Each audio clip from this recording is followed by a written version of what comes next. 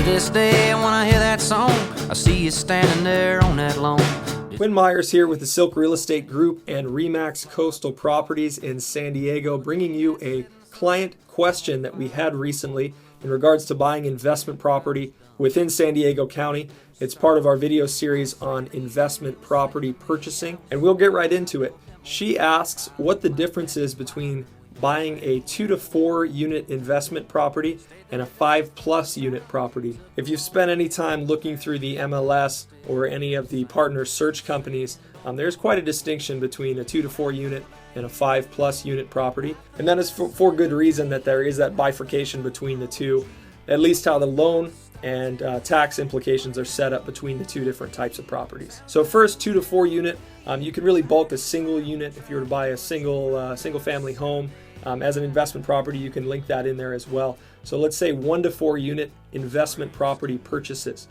From a loan perspective, it's a big difference between buying a 5+ and buying a 1 to 4 unit. With a 1 to 4 unit investment property purchase, it's going to be more focused on traditional style lending. You're still buying an investment property, a non-primary residence, but the requirements are still going to be very much the same, and the type of packages, loan packages that you're going to see are going to be very similar to what you'd find buying a primary residence. Buying a 5+ unit investment property, the game is very much dissimilar to the 1 to 4 unit. You're now talking about commercial financing, different necessities to qualify, and then also you're looking at quite a bit more of a focus on the property itself, the management and the income generation to be able to justify your financing and your loan. With a 1 to 4 unit property, a lot of times I'll see my clients take advantage of the different tax situation, make one of the units their primary residence, rent the others out, and using the tax advantages there when it comes to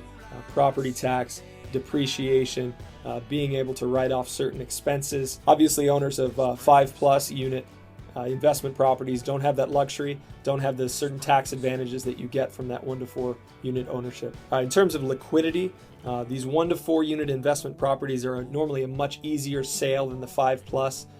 Much easier to get the value, get the equity out of the properties, and get them sold at a reasonable market value over the 5+. The turn time on those is normally quite a bit longer. Some other items to consider. One is the valuation of the property, what the actual value is. 5+ unit properties are very much not tied to the residential value market.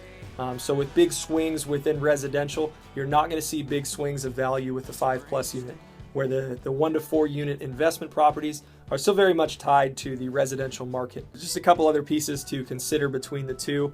A benefit there and an asset to the 5+ unit, more apartment complex style investment properties. So you do have that economy of scale when it comes to managing the property and making sure your vacancy rate is as low as possible. And finally, from a liability perspective, the two different types of properties normally have different implications when it comes to the liability of ownership and then also the types of tenants that you have. As always, we suggest that you don't use this as your exhaustive resource for this type of information. If you do have more questions, we suggest you reach out to your legal and tax professionals. This is really just a general overview to give you some good truths on the different types of property and the different questions that we routinely get here at the Silk Real Estate office. Again, my name is Quinn Myers, and I hope this was helpful to you.